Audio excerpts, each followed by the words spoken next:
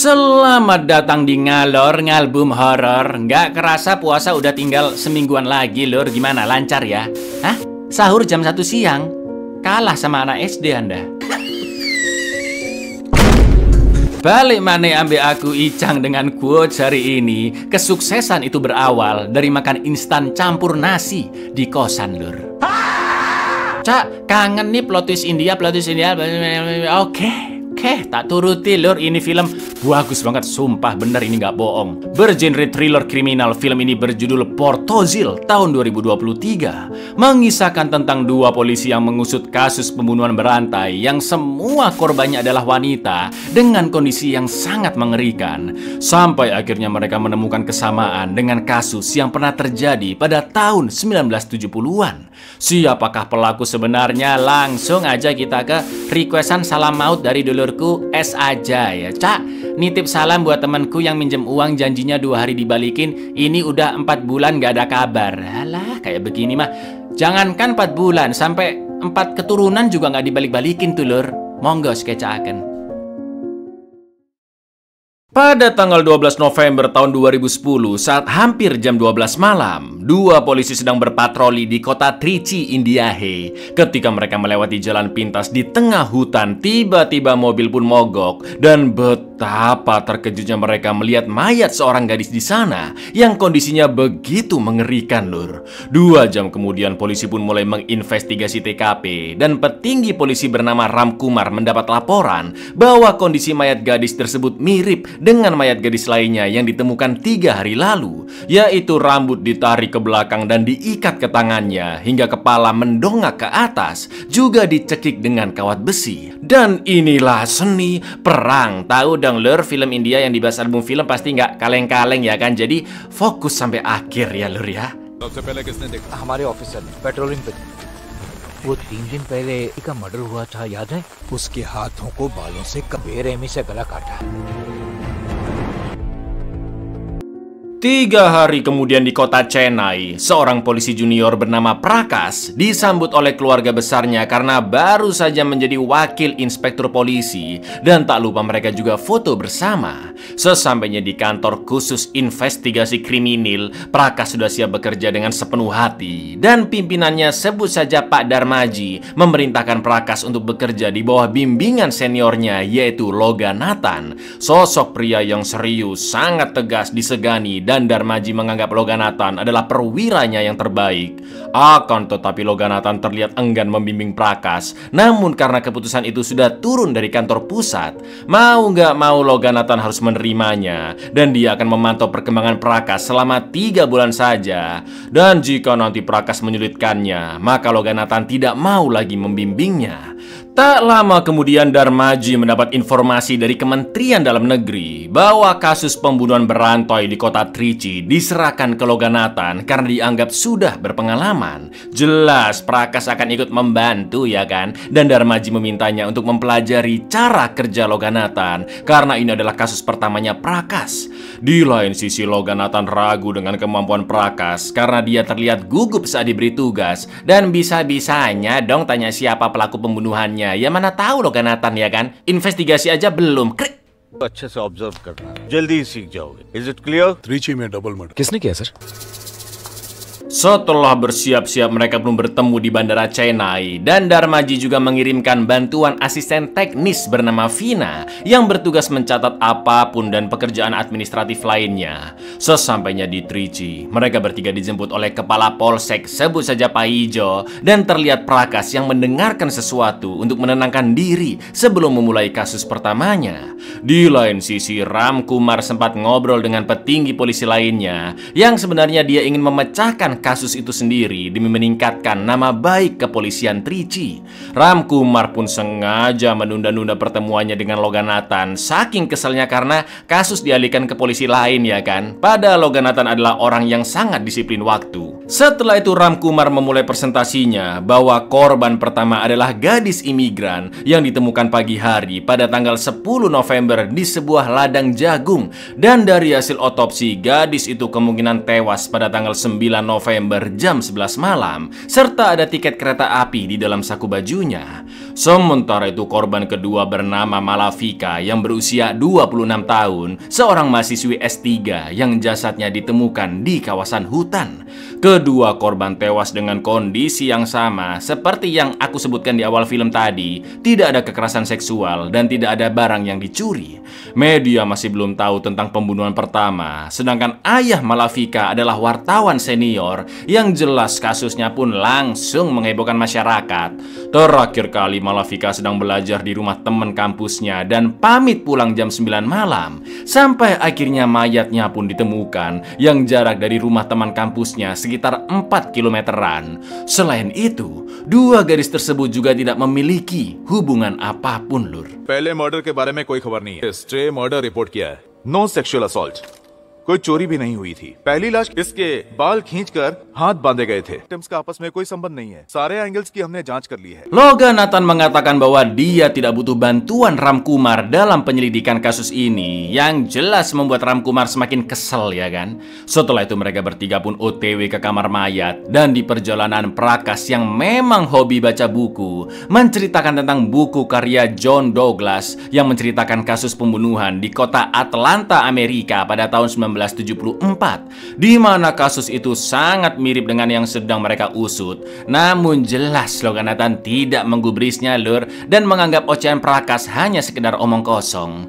Lalu sesampainya di kamar mayat, Logan Nathan akan menemui dokter forensik sendirian untuk mengetahui kondisi mayat lebih detail, sedangkan Prakas diminta menunggu di luar bersama Vina. Pak dokter mengatakan jika penyebab kematian adalah sesak nafas karena dicekik sangat amat kuat sampai lukanya begitu dalam. Namun dari bekas cekikannya, dokter yakin si pelaku melakukannya dari depan korban, padahal biasanya dari belakang, ya kan, Lur? Selain itu si pelaku melakukan aksinya dengan sangat bersih karena tidak ada sidik jari, bekas kuku, rambut, ataupun partikel-partikel kulit. Kondisi korban juga tidak menunjukkan tanda-tanda pemberontakan saat diculik, dan tidak ada bekas kloroform maupun obat penenang. Jadi gimana dong cara menculiknya, ya kan? Cause of death asphyxiation due to strangulation। देखिए कट कितना गहरा है, किसी ने चाकू से काटा है। में आगे के हिस्से में दिल ने सामने से गलत फिंगरप्रिंट्स, नाखून, बाल, स्किन, कुछ भी नहीं। Clean chloroform, sedative traces. Setelah itu Logan Nathan pun mengizinkan Prakas masuk, berharap Prakas bisa memberi pandangan yang lain begitu mendengar penjelasan dokter. Tapi begitu melihat kondisi mayat yang sangat mengerikan, sontak Prakas pun muntah. Sekarang Logan Nathan mengerti jika Prakas memang masih amatir dan tidak akan bisa membantunya. Maka dari itu Logan Nathan memintanya segera pulang ke Chennai karena dia harus fokus menyelesaikan kasus.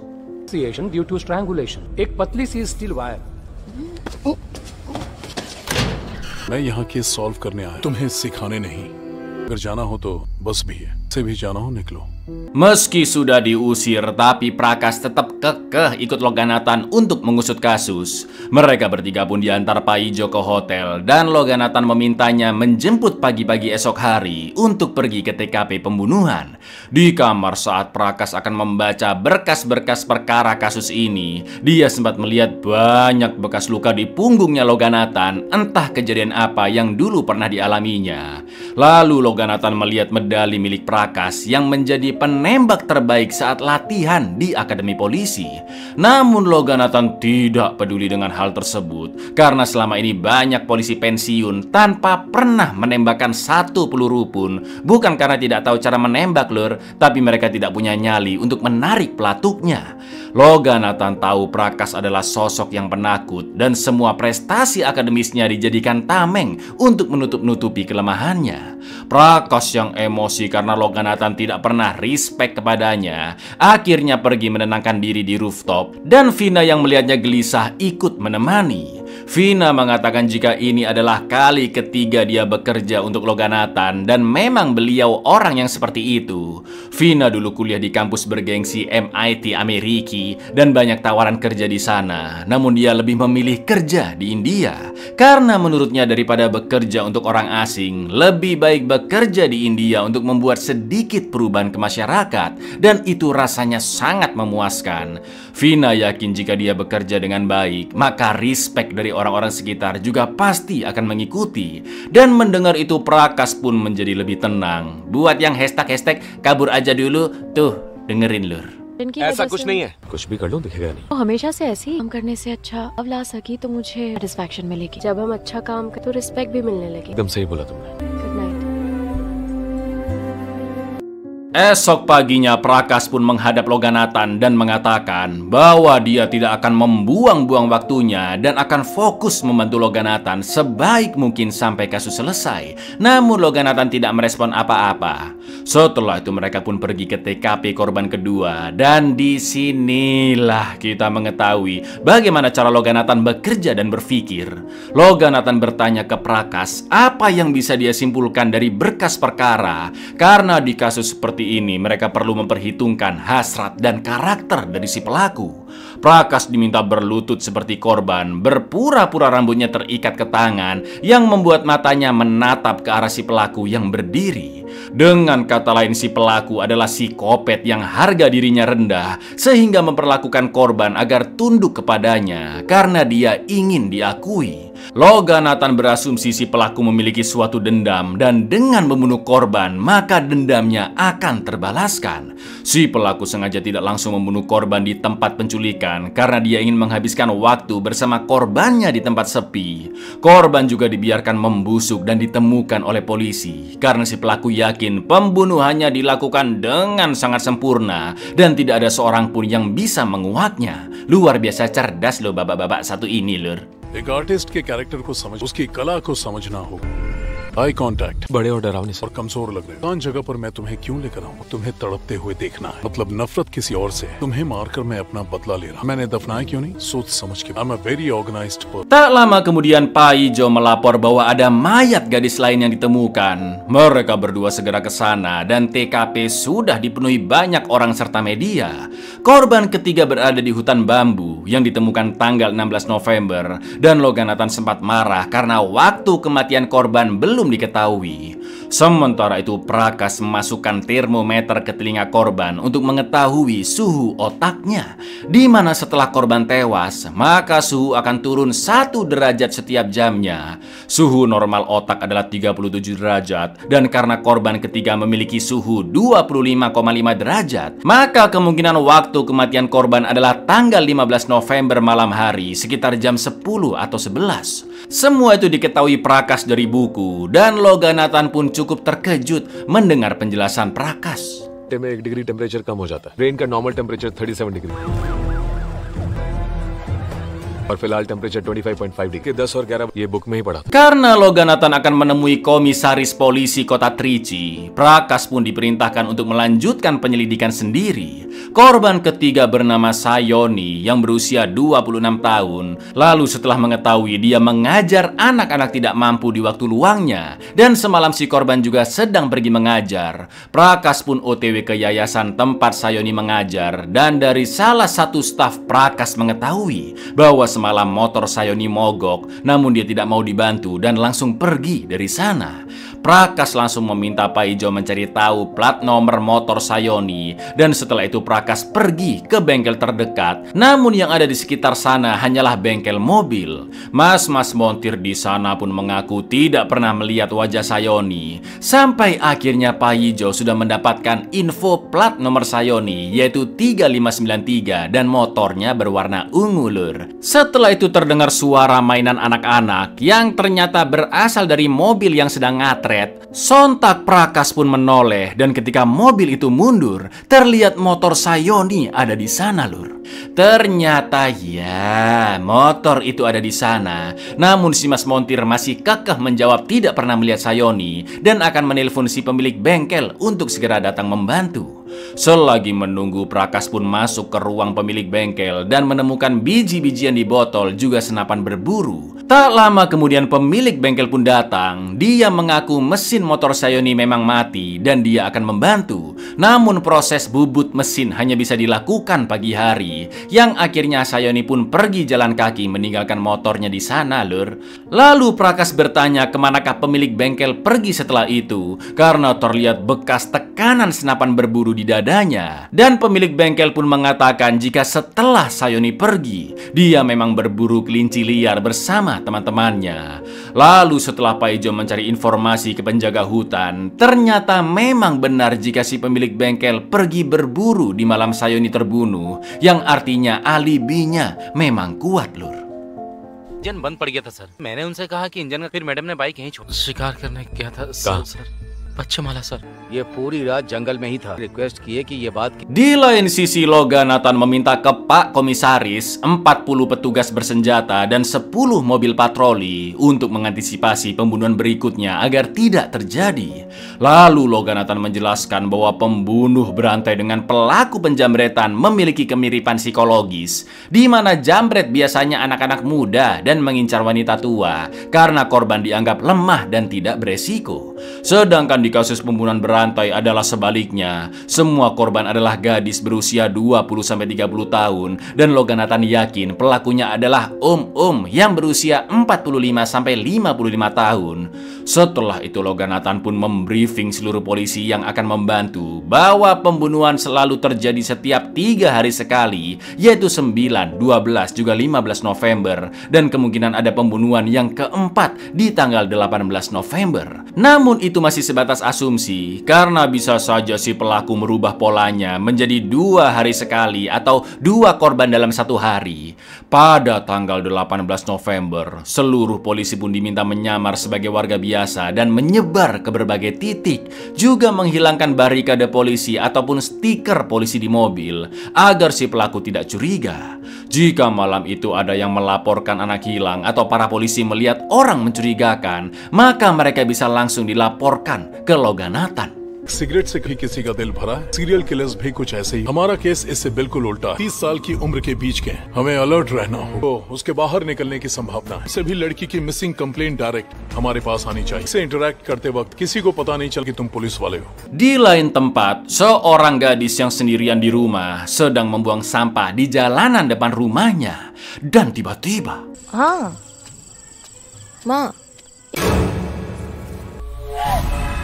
sementara itu, Vina menginfokan laporan anak hilang di suatu kawasan dan Logan Nathan langsung memerintahkan Pak Ijo menuju hutan atau kebun terdekat di lokasi hilangnya korban. Sebagian polisi juga diminta datang ke sana. Pak Ijo pun mengempeskan ban mobil yang parkir mencurigakan di situ dan mereka mulai menyisiri kebun tersebut. Setelah itu, Vina pun kembali mengabari Logan Nathan bahwa si anak gadis tadi hanya nongki bareng teman-temannya dan sekarang sudah pulang. Sementara Prakas makin mendekati suara aneh yang ternyata orang lagi aslole dong blok. वो लड़की घर में बताए बिना पहुंच गई। ये false alarm.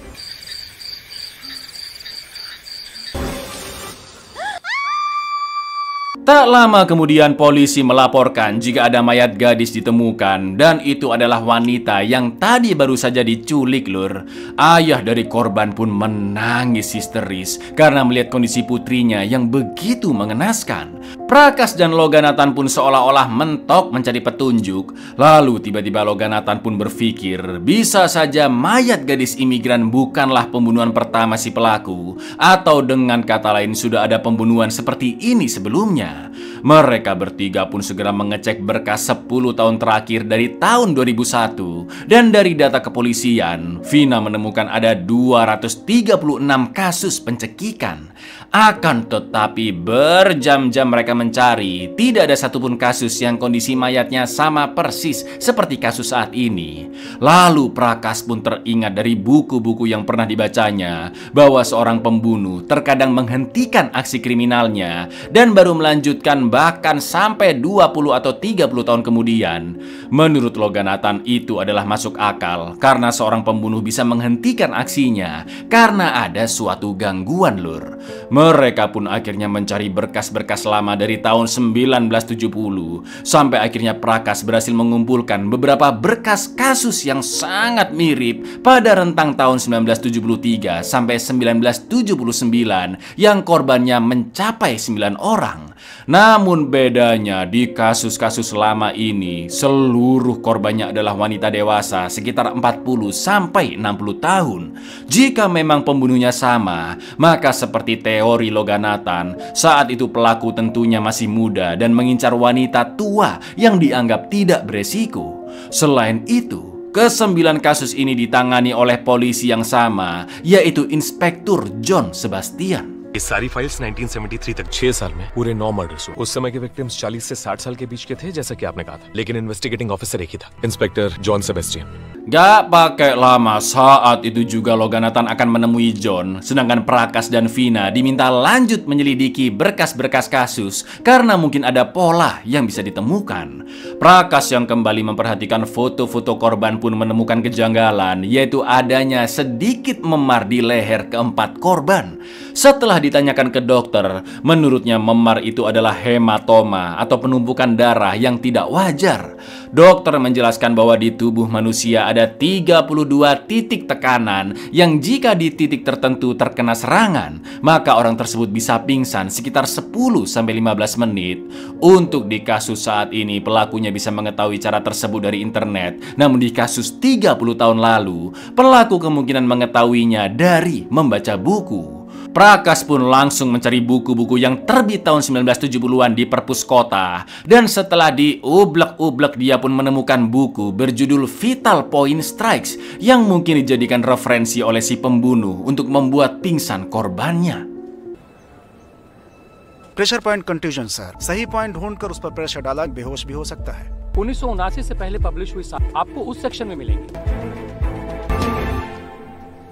Sementara itu Loganathan akhirnya sampai di kediaman John. Namun yang membuka pintu adalah anaknya, yaitu Kennedy. Sedangkan John sudah meninggal beberapa tahun lalu. Loganathan beralasan jika dia datang ke sana karena dulu saat kuliah John sering membantunya. Dan dengan cerdiknya Loganathan terus memancing Kennedy agar bercerita banyak hal tentang dirinya. Lalu Kennedy pun menceritakan jika ayahnya meninggal karena serangan jantung saat sedang bertugas.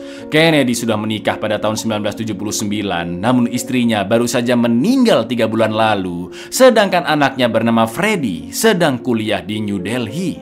Kennedy juga mengaku bekerja sebagai fotografer, dan itulah kenapa dia memajang banyak foto di rumahnya, serta masih memakai kamera jadul yang ditata sangat amat rapi, lur.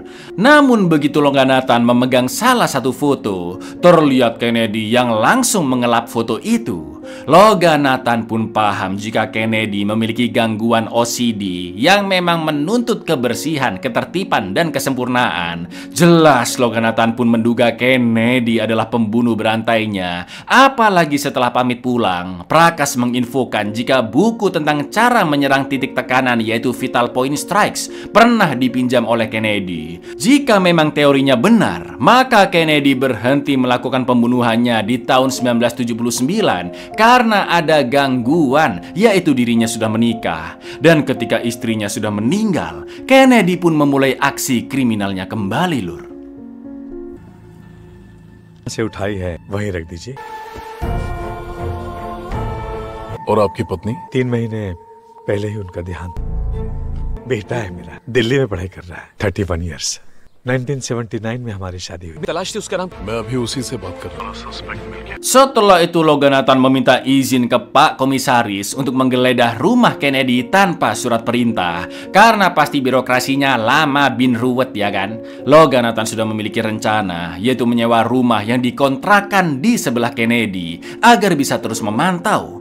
Selain itu polisi juga bersiaga di 2 jalan keluar dekat sana, dan jika nanti Kennedy pergi keluar, mobil patroli bisa membuntutinya dan polisi bisa menggeledah rumah Kennedy.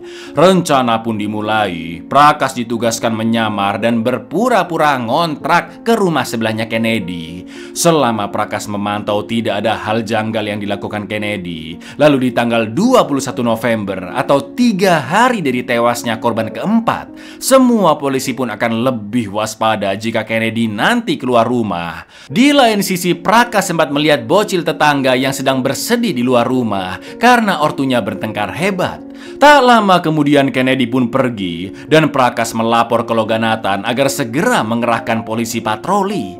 Akan tetapi bisa-bisanya mobil mogok dong, lur, dan polisi pun kehilangan jejak Kennedy. Sedangkan Prakas tidak diizinkan menggeledah rumahnya karena mereka tidak tahu di manakah Kennedy berada. Sir वो petrol vehicle की तरफ जा रहा है।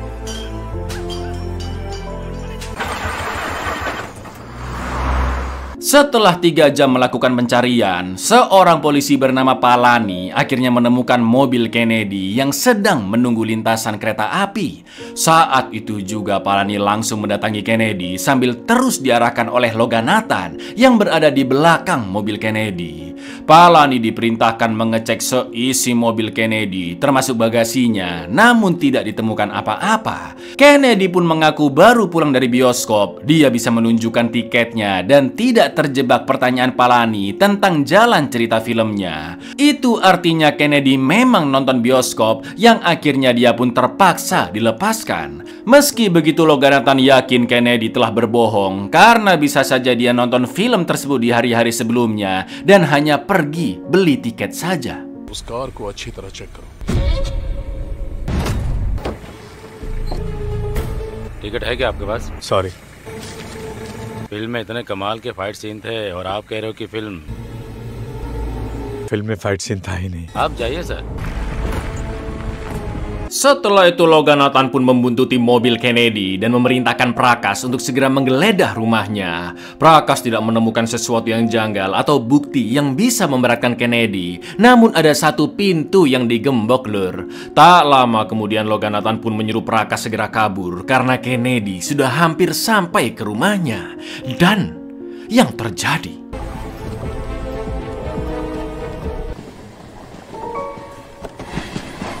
प्रकाश वहां से जल्दी निकलो। निकलो वहां से। esok paginya mayat kelima pun ditemukan yang berada di sungai kering dan gadis ini dibunuh dari semalam. Namun betapa terkejutnya Logan Nathan dan Prakas karena polisi melaporkan jika pembunuhnya sudah tertangkap. Sidik jari pria itu ada di korban kelima, perhiasan korban juga ada padanya dan dia juga mengakui semua pembunuhan yang dilakukannya. Akan tetapi Logan Nathan dan Prakas jelas tidak percaya karena pelaku tidak pernah mencuri barang-barang korbannya. Bisa jadi pria tersebut hanyalah pencuri biasa yang dipaksa oleh kepolisian Trichy untuk mengaku-ngaku sebagai pembunuhnya agar masyarakat tidak gaduh lagi. Namun karena kasus sudah dianggap selesai, mereka bertiga pun diperintahkan kembali ke Chennai. Lalu keesokan paginya, Lur, berita pun kembali menghebohkan masyarakat karena si pelaku yang sudah tertangkap ditemukan tewas bunuh. Logan Nathan dan Prakas yakin ada sesuatu yang salah. Mereka tetap fokus melanjutkan investigasinya ke Kennedy secara diam-diam hingga pada tanggal 24 November jam 7 malam atau 3 hari setelah terbunuhnya korban kelima. Logan Nathan dan Prakas sudah bersiap menunggu Kennedy yang keluar rumah. Sesuai dugaan, tak lama kemudian Kennedy pun keluar rumah dan ternyata dia hanya mampir ke Indomaret cabang India karena Logan Nathan sudah pernah bertemu sebelumnya. Dia pun memerintahkan Prakas untuk berpura-pura membeli ke sana agar tidak kehilangan jejak Kennedy. Namun tiba-tiba Kennedy memegang pundak Prakas karena dia tahu Prakas baru tinggal di sebelah rumahnya. Kennedy pun memperkenalkan diri dan sebagai tetangga yang baik, Kennedy mengajak Prakas makan malam bersama di rumahnya. Meski Prakas menolak, namun Kennedy tetap memaksa dan Prakas pun akhirnya mau karena dia bisa sekalian mengecek rumah Kennedy. Sorry, तुमसे मिलने का मौका ही नहीं मिला। हाँ तो चले। क्यों तकलीफ उठा रहे हैं ma'am? I insist। Sesampainya di rumah, Prakas pun diminta menutup dan mengunci pintunya, Lur. Sangat mencurigakan, bukan? Sedangkan Logan Nathan menunggu di depan rumah. Prakas melihat ruangan yang sebelumnya digembok kini tidak dikunci. Dia pun berpura-pura izin ke toilet, namun segera masuk ke ruangan tersebut mumpung Kennedy masih nyiapin makanan.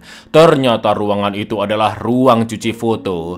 Awalnya Prakas tidak menemukan kejanggalan sampai akhirnya dia menemukan seonggok foto yang terselip di balik bigora dan ya, itu adalah foto korban terakhir atau korban ke-9 dari kasus 30 tahun yang lalu. Tapi tiba-tiba Neena Mathew नाम की एक lady. Kennedy membuat Prakas pingsan dengan pukulan di titik tekanan leher dan langsung mengikatnya. Lalu Kennedy pun membuka pintu karena bel rumahnya berbunyi. Yang pastinya itu adalah Logan Nathan. Tanpa babi bu, Logan Nathan langsung menodongkan pistol dan menyelamatkan Prakas yang berada di ruang cuci. Setelah Kennedy diborgol, Logan Nathan pun membuka Pigora tempat foto tadi ditemukan, yang ternyata ada foto ke-8 wanita lainnya yang tewas dari tahun 1973 sampai 1979. Kennedy tidak mau mengaku jika dialah tersangka pembunuhan 30 tahun lalu. Namun ketika anaknya menelpon dan Logan Nathan mengancam akan memberitahukan foto-foto tersebut ke anaknya, sontak Kennedy pun akhirnya mengaku jika memang dialah pembunuh ke-9 wanita itu, karena dia tidak mau putranya Freddy mengetahui hal tersebut. Lalu Kennedy pun mulai menceritakan masa lalunya yang begitu kelam. Saat masih remaja dia hanya tinggal berdua dengan ayahnya John yang seorang pecandu hammer dan suka menyiksa jika Kennedy tidak membersihkan rumah atau barang-barang John dengan sempurna. Inilah awal mula Kennedy mengalami gangguan OCD, lur. Namun sekeras apapun Kennedy berusaha, dia tidak pernah memenuhi standar kesempurnaan ayahnya dan terus-menerus disiksa. Saking depresinya, Kennedy pun sering bolos sekolah. Lalu suatu hari gurunya memergoki Kennedy bolos sambil nyebat daun dan akan melaporkan ke ayahnya. Kennedy yang sangat ketakutan pun akhirnya gelap mata dan membunuh gurunya sendiri dengan mengeprukan batu, lur. Madam, Papa ko matbat. Madam. Karena syok telah melakukan pembunuhan, Kennedy segera pergi dari sana dan hanya bisa berdoa kepada Tuhan. Namun ternyata ayahnya John serta kepolisian tidak bisa menemukan siapakah pelaku pembunuhannya karena tidak ada saksi. Kennedy yang merasa lega membuang batu itu sebagai barang bukti pembunuhan ke dalam sumur. Namun karena John masih terus menyiksanya, amarah Kennedy pun semakin besar dan dia memutuskan untuk membunuh wanita-wanita lain. Sebab dengan cara itulah dia bisa membalas dendam ke ayahnya yang semakin frustasi karena tidak bisa menemukan pelakunya. Semakin frustasi ayahnya, maka Kennedy semakin merasa puas, lur. Kennedy selalu membunuh dengan cara yang sama, yaitu mengeprukan batu. Namun sebenarnya dia tidak suka melihat darah dan tidak suka membunuh, bahkan merasa jijik setiap melihat mayat para korbannya.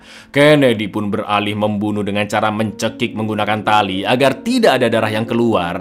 Namun Kennedy tidak mau menatap mata korbannya. Akan tetapi cara seperti itu membuat korbannya memberontak dan bisa melukai tangannya. Sampai akhirnya Kennedy menemukan buku Vital Point Strikes. Dia terus belajar cara pukul di titik tekanan leher agar sasarannya bisa langsung pingsan. Di lain sisi, meski Kennedy senang melihat ayahnya yang semakin hancur, namun dia sangat merasa bersalah karena telah mengambil nyawa orang tak bersalah. Sejak saat itulah Kennedy selalu memfoto para korbannya sebagai bentuk permintaan maaf, katanya, lur. Kennedy juga sempat berpikiran untuk membunuh ayahnya daripada membunuh begitu banyak wanita. Namun dia tidak bisa melakukan itu karena rasa takut yang sangat amat besar kepada ayahnya. Hingga suatu hari John tiba-tiba terkena serangan jantung dan tewas. Dan momen itulah yang membuat Kennedy menghentikan aksinya pada tahun 1979 karena sosok yang selama ini dijadikan motif untuk membalas dendam telah tiada. मरने से पहले किसी की आंखों में खौफ दिखाई देता है। खून करने के ख्याल तक से मुझे घिन आती थी। सबको मारने से अच्छा उन्हीं को मार देता हूँ। सोचता था इस सब का प्रायश्चित कैसे करूंगा।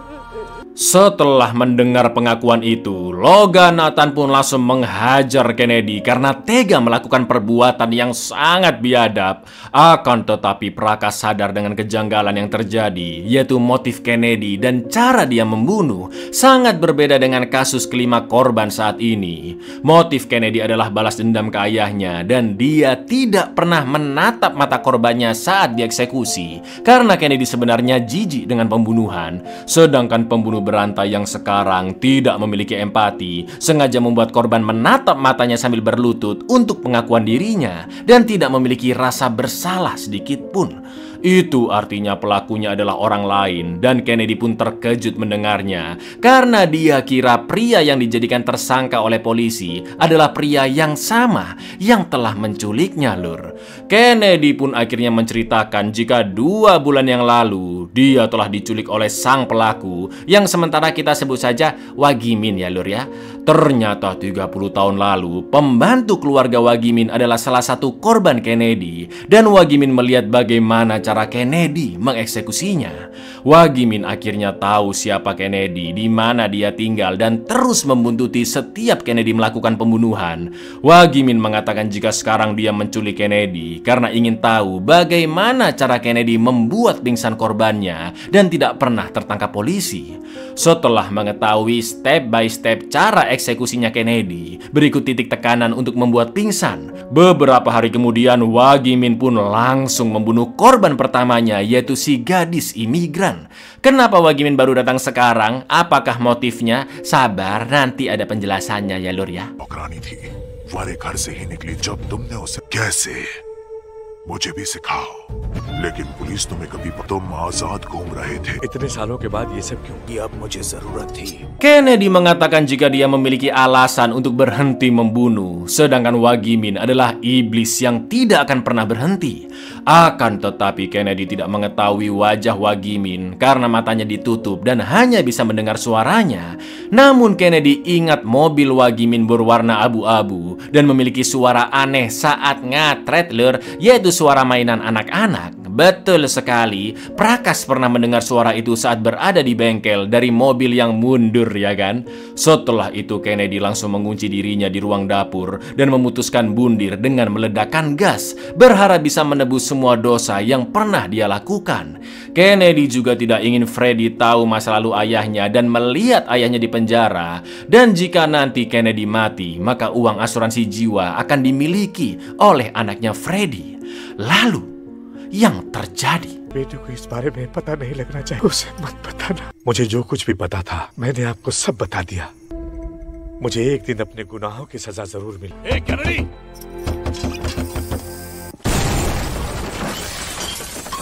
Di lain sisi kita diperlihatkan sosok dapurannya Wagimin yang bekerja di sebuah yayasan. Sekarang Wagimin hidup sendirian di rumah peninggalan ortunya. Namun dia selalu teringat dengan istrinya Uma yang sudah pergi bersama lelaki lain. Dulu Uma selalu memaki-maki Wagimin tiap hari karena hanya bisa mengandalkan warisan orang tua yang semakin menipis, tukang makan, kerja di yayasan bagian minta-minta sumbangan, dan Uma tidak pernah mendapat kepuasan apapun sejak menikah. Wagimin yang dibentak-bentak hanya bisa menunduk seperti anak kecil yang tidak bisa bersikap, Lur. Uma pun menyalahkan orang tua Wagimin yang tidak becus mendidik anak hingga Wagimin tidak bisa menjadi pria dewasa. Juga menyalahkan ayahnya yang memaksa Uma menikahi Wagimin karena dulu keluarganya terpandang dan Uma pasti akan hidup nyaman. Tapi nyatanya kehidupan mereka melarat. Bahkan Uma terang-terangan selengki dengan pria lain di depan mata Wagimin. Paket komplit ya kan, Lur? Si suami dulu sangat dimanja orang tua sampai-sampai pola pikir dan mentalnya tidak terbentuk. Si istri kurang ajar dan sama sekali tidak menghargai suaminya, ya kan? Inilah pemicu yang membuat Wagimin membunuh banyak wanita. Dan sampai sekarang Wagimin sangat ingin membunuh Uma serta pacarnya yang entah mereka berada di mana. वो के आगे हाथ पसारना कोई काम है? मेरी तरफ देख, मारने का दिल कर रहा है, हाथ लगा के देख, थाने जाऊंगी मैं। सब मेरे बाप की गलती है, मेरी जिंदगी बर्बाद कर दी। शादी करके क्या उखाड़ लिया? पैसे का सुख नहीं मिला तेरे साथ। उमा, वहाँ क्या कर रही हो? जल्दी आओ। Malam itu Wagimin menyiapkan peralatannya dan berpenampilan rapi untuk memburu korban berikutnya. Di lain sisi, Prakas mengajak Loganathan ke bengkel untuk menanyakan pemilik mobil bersuara mainan anak-anak, dan untungnya si pemilik bengkel tahu kediaman Wagimin. Sesampainya di sana ternyata Wagimin sudah pergi. Mereka pun menemukan foto kelima korban, juga identitas Wagimin yang nama aslinya adalah Mutu Selvan. Selain itu, Prakas juga menemukan nota dari warkop yang sama dan mereka pun lanjut OTW ke sana untuk mencari petunjuk. Dalam perjalanan, Loga Nathan pun sadar bahwa seluruh korban memiliki lesung pipi, Lur. Begitu pula dengan istrinya Uma. Dengan begitu, motifnya sudah jelas bahwa Selvan menganggap korban-korbannya adalah istrinya. Mereka semua dibuat berlutut dan menatap matanya, seolah-olah istrinya memohon ampun serta menghormati Selvan, karena selama ini harga diri Selvan selalu diinjak-injak. Mendengar kesimpulan itu, Prakas pun sempat merasa iba, karena mereka berbuat jahat akibat salah pola asuh dan mendapat lingkungan yang buruk. Namun menurut Loga Nathan, penjahat tetaplah penjahat dan tugas polisi adalah menangkap mereka tanpa perlu mengetahui masa lalunya. Loga Nathan juga mengatakan bahwa orang yang memiliki masa lalu kelam juga ada yang menjadi seorang polisi. Sontak Prakas pun teringat dengan luka punggung Loga Nathan yang tentunya beliau pernah mengalami masa-masa sulit, ya kan? Meski begitu, Prakas menjawab jika Loga Nathan memang seorang polisi, namun dia bukanlah orang yang normal. जब तक कोई जिंदा है, विक्टिम्स को मरने के बाद ही देखा है। जितने भी विक्टिम थे उनके चेहरे पर डिंपल बिल्कुल उसकी वाइफ की तरह। ऐसे लोगों को सजा जरूर मिलनी चाहिए। गलतियों के लिए इन्हें जिम्मेदार नहीं ठहरा सकते। ऐसे लोगों पर तरस खाने का हर एक गलत काम आज को दोषी ठहरा। कभी-कभी वो पुलिस वाले पर एक नॉर्मल इंसान जैसे नहीं रहे। Sesampainya di warkop, karyawan di sana mengenal wajah Selvan yang beberapa hari terakhir duduk di meja pinggir jendela dan selalu menatap keluar. Begitu mereka mengecek keluar jendela, terlihat gedung hotel dengan poster mbak-mbak penyanyi yang akan manggung di hotel tersebut. Prakas pun diminta menunggu di mobil dan memantau situasi, sedangkan Loga Nathan yang sudah mendapat info kamar si penyanyi dari staf hotel langsung menuju ke kamarnya. Namun ternyata situasi aman, Lur. Tidak ada Selvan di kamar itu dan hanya ada mbak penyanyi saja. Sementara itu Selvan sedang naik lift hotel menuju kamar seseorang. Di saat yang sama bel kamar si penyanyi pun berbunyi dan ternyata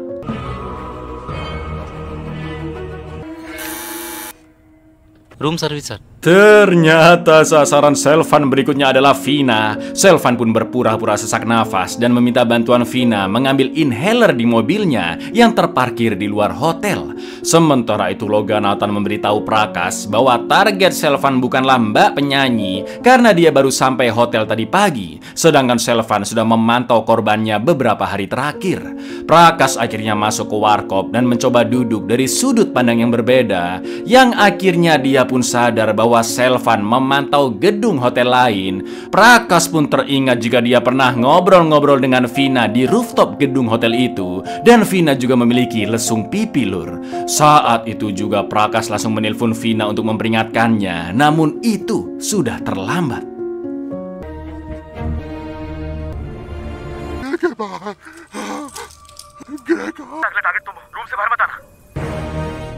Prakas dan Loga Nathan segera mengejar mobil Selvan, namun sayang mereka kehilangan jejak. Sementara itu Selvan membawa Vina ke suatu runtuhan gedung, dan karena kelelawar berterbangan, Prakas juga Loga Nathan pun tahu di mana Selvan berada. Begitu melihat Vina yang tergeletak, Loga Nathan pun langsung menghampirinya. Akan tetapi Selvan yang bersembunyi berhasil menusuk Loga Nathan beberapa kali. Pergelutan pun terjadi sampai akhirnya Selvan yang terpojok mengeluarkan jurus andalan dan membuat Loga Nathan pingsan.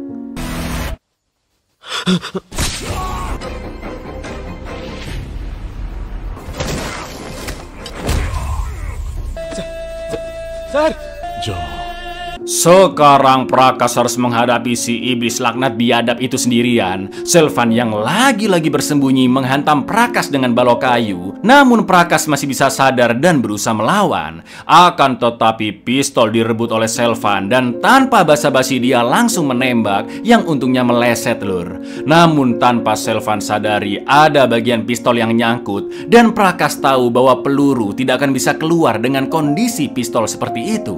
Prakas pun terus melempari Selvan dengan batu hingga dia kesakitan, dan Selvan yang kesal karena pistolnya tidak bisa berfungsi melemparkan pistol tersebut ke Prakas, namun langsung ditangkapnya. Ya, sebagai penembak ulung terbaik di akademi, Prakas tahu cara membetulkannya dengan sangat amat cepat, Lur. Awalnya Prakas ragu untuk menembak, namun dia teringat perkataan Loga Nathan dan mampu mengalahkan rasa takutnya. Sampai akhirnya गोली चलाना आता था, लेकिन चलाने की हिम्मत नहीं थी। नीचे बैठ बोलो ना।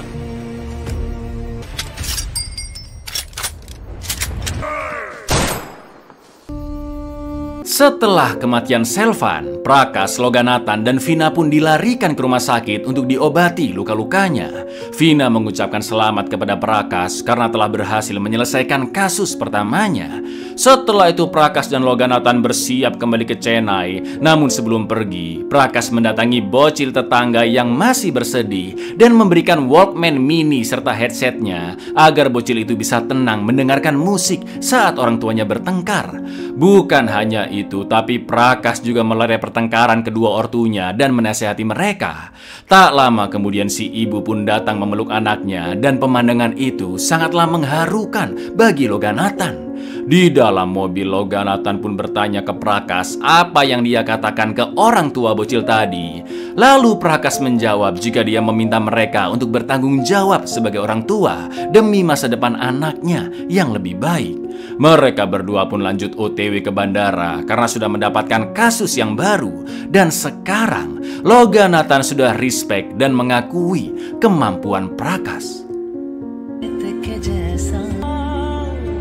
अगर वो परवरिश अच्छी करेंगे तो हमारा काम भी आसान हो जाएगा।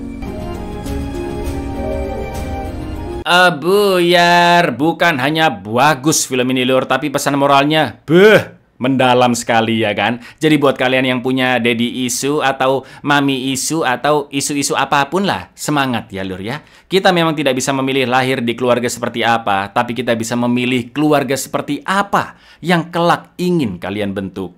Assalamualaikum.